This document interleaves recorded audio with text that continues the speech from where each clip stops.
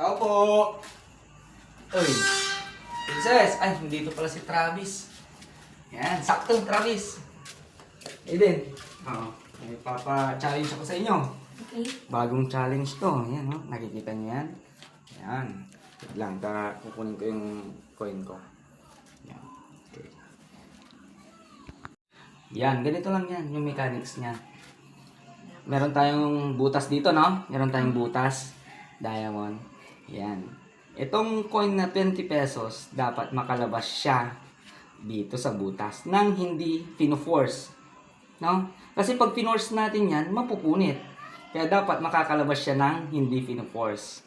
Ang mechanics natin, you can do any fold here para makalabas yung 20 peso coin. So, sino magta-try sa inyo? Yan mga pare ko eh. Yan, bibitinin ko muna kayo sa video na yan. Yan, just comment your answer below. Okay? Good luck!